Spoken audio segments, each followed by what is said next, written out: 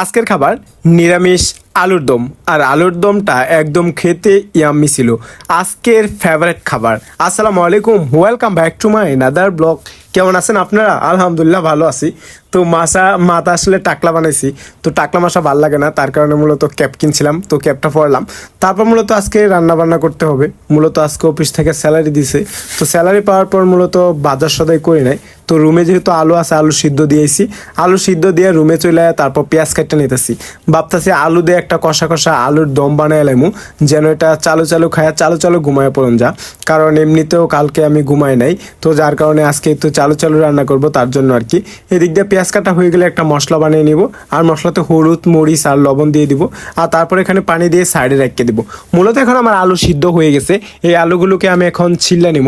তো আলুগুলোতে ছিলে নেওয়ার জন্য একটা প্লেট খড়ায় তারপর আলুতে পানি দিয়ে নিছি, কারণ আলু ছিল প্রচুর পরিমাণ গরম। আর এই আলুগুলো আমি একদম পারতে তারপর আলুগুলা ছিলে নিছি। মূলত আমার এখানে আলুগুলা ছিলা শেষ হয়ে গেছে।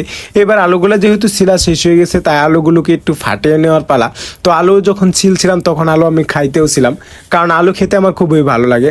তারপর আলু ফাটানো শেষ হয়ে গেলে চলে এসেছি চুলাপাড়ে।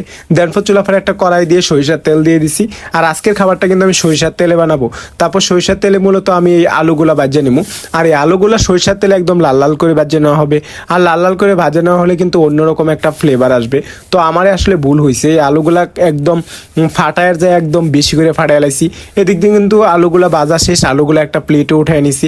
আর এদিক দিয়ে আলু প্লেটে উঠানো শেষ হয়ে গেলে তারপর কড়াইয়ে দিয়ে দেবো পর্যাপ্ত পরিমাণ সরিষার তেল। আবার সরিষার তেল দেওয়ার পরে এখানে দিয়ে দেবো গোটা কয়েকটা মশলা, এখানে তেজপাতা আর ছিল জিরা। আর তারপর দিয়ে দেবো পেঁয়াজ কুচি। আর পেঁয়াজ কুচি দেওয়ার পর তারপরে এখানটাকে ভালোভাবে মেরিয়ে নিতে হবে। আর এটা যখন একদম গ্রেভি গ্রেভি লাল লাল হয়ে যাবে, মানে ব্রেস্তার মতো হয়ে যাবে, তখন এখানে দিয়ে দিতে হবে আমার যে ওই যে বানাইছিলাম যে মশলাটা, সেই ড্রোটা। এবার সেই ড্রোটা দিয়ে একদম ভালোভাবে মশলাটাকে কষিয়ে নিতে হবে। এদিক দিয়ে মশলা কষানো হয়ে যাইতেছিল। মশলা কষানো হয়ে গেলে মূলত একটু পানি দিতে হবে, কারণ মশলার কাঁচা ফ্লেভারের জন্য আর একটু বেশি করে পানি অ্যাড করা হলো। আর পানি অ্যাড করে তারপরে এটা ঢাকনা দিয়ে ডেকে নেব। তারপর 10 মিনিট পর জাল দেওয়ার পর গিয়েছিলাম দেখতে, তো যে দেখি এটা এখনও ওরকমভাবে হয়নি, কারণ এটা যখন হয়ে যাবে তখন উপরে তেল ছাড়বে। তো তেল ছাড়া অবধি ওয়েট করলাম। এদিক দিয়ে তো আমার মশলা তেল ছাড়াই দিছে। তো এবার কিন্তু আমার রান্নাটা হয়ে যাবে। তারপর দিয়ে দিলাম আলু। আর আলু দেওয়া শেষ হয়ে গেলে মূলত এটা ভালোভাবে মেখে নিতে হবে, মানে আলুর এপাশ ওপাশ ভালো করে নাড়ে দিতে হবে। তো পর্যাপ্ত পরিমাণে কষানোর পর এই আলুর মধ্যে দিয়ে দিতে হবে পানি, সামান্য পরিমাণ পানি দিব যেন এটা চালু চালু হয়ে যায়। তো পানির আগে দিয়ে দিলাম এখানে মূলত কাঁচামরিচ দেওয়ার পর একটু পানি দিয়ে দিব। আর এই পানি দিয়ে একটু নাড়াচাড়া পেরে তারপর মূলত এটা ঢাকনা দিয়ে ঢাকনা দিয়ে তারপর গোসল করতে গেছিলাম গা। অলরেডি আমি গোসল টোসল সাইরা তারপরে গিয়েছিলাম চুলাপাড়ে। যা দেখি এটা তো একদম গরু গোশত থেকে ফেল বানাবে এরকম একটা কালার এসেছে, যদিও কালারটা দেখতে অনেক সুন্দরই দেখা যাচ্ছিল। তো এখন কাঁচামরিচগুলো একদম সবুজ সবুজের কারণে অন্যরকম একটা আমেজ দেখা যাচ্ছিল। এদিক দিয়ে কিন্তু আমার এই গ্রেভি আলুযুক্ত আলুর দমটা কিন্তু একদমই প্রস্তুত হয়ে গেছে।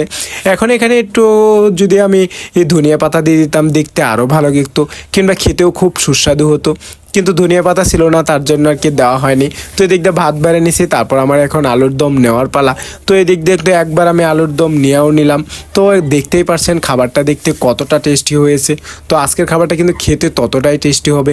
একটা আলু দিয়ে নিয়েছিলাম, তারপর আমি আরেকটা আলু দিয়ে নিয়ে নিলাম। এবার তো আমার খাওয়ার পালা একটু গ্রেভিও নিয়ে নিয়েছি। এদিক দিয়ে কিন্তু আজকের খাবারের ডিশটা অনেক বেশি হেভি ছিল। তো এবার এখন খাওয়ার পালা, ভালো করে লঙ্কা মাখাবো। তো লঙ্কা মাখানোর জন্য ভাত আর গ্রেভি আর সাথে আলু একসাথে মিক্সার করে নিয়েছি। এবার বিসমিল্লাহ বলে এক লঙ্কা মুখেই দিয়ে দিলাম। তো আসলে এটা খেতে অনেক ইয়াম্মি ছিল, তো বলে বোঝাতে পারবো না। আপনারাও কিন্তু এভাবে রান্না করে খেতে পারবেন। তো আজকের ভিডিওটা এখানেই শেষ করছি। তো কেমন লাগলো সেটা জানাবেন। Tata, bye bye.